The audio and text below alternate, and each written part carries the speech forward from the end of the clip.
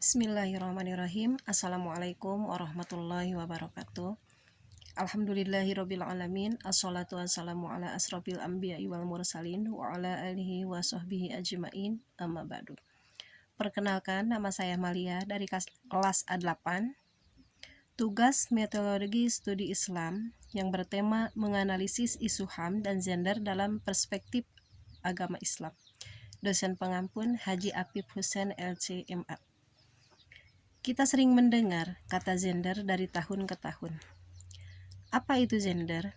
Baiklah, di sini saya akan mengulas tentang gender dari penjelasan Women's Studies Encyclopedia, bahwa gender adalah suatu konsep kultural yang berupaya membuat perbedaan dalam hal peran, perilaku, mentalitas, dan karakteristik emosional antara laki-laki dan perempuan yang berkembang dalam masyarakat.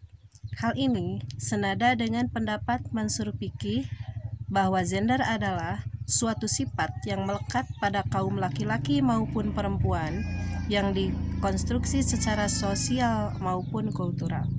Bisa dilihat gender menurut perspektif agama Islam.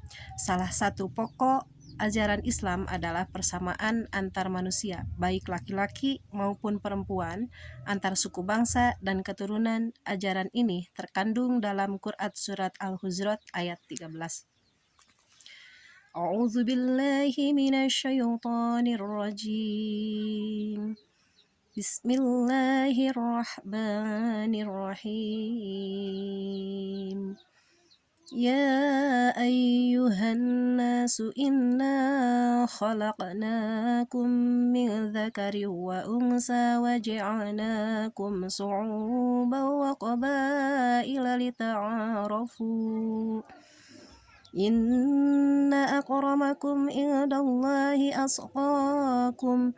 Innallaha alimun khabir. Shadaqallahul adzim. Yang artinya, hai manusia, sesungguhnya kami menciptakan kamu dari seorang laki-laki dan perempuan dan menjadikan kamu bangsa-bangsa dan bersuku-suku supaya kamu saling mengenal. Sesungguhnya orang yang paling mulia di antara kamu di sisi Allah ialah orang yang paling takwa di antara kamu. Sesungguhnya Allah Maha Mengetahui lagi Maha Mengenal. Nah, dalam Islam itu tidak ada yang berbeda laki-laki maupun perempuan. Kalau dari zaman jahiliyah, ketika seorang ibu melahirkan putra perempuan, langsung dikubur. Kenapa? Karena pada waktu itu perempuan dianggap sebagai aib. Tapi dalam ajaran Islam tidak begitu. Ketika Islam datang, semua dirubah.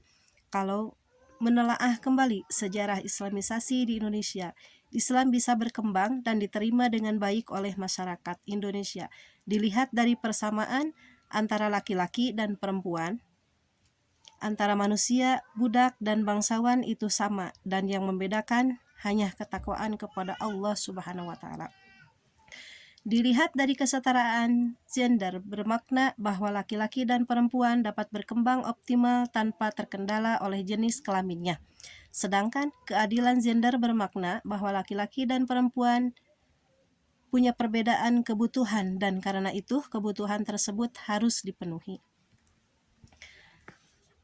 Apakah yang dapat kita lakukan untuk mewujudkan kesetaraan gender, yaitu dengan cara menghentikan segala bentuk diskriminasi terhadap semua perempuan dan anak perempuan, menghilangkan segala bentuk kekerasan terhadap semua perempuan seperti melecehkan dan eksploitasi seksual pada anak perempuan, memberikan kesempatan kepada perempuan untuk memimpin di semua tingkat pengambilan keputusan dalam kehidupan keluarga, politik, ekonomi, dan publik, mengedukasi masyarakat untuk memberdayakan perempuan. Seperti yang sudah dijelaskan dalam Al-Quran, sejatinya laki-laki dan perempuan sederajat, sama di hadapan Allah Subhanahu wa Ta'ala, dan tidak ada perbedaan yang dibuat antara laki-laki dan perempuan. Manusia fitrahnya mampu mendaki rangkaian gradasi tingkat-tingkat kesempurnaan spiritual yang berpuncak gradasi kedekatan maksimum di hadapan Ilahi Rabbi.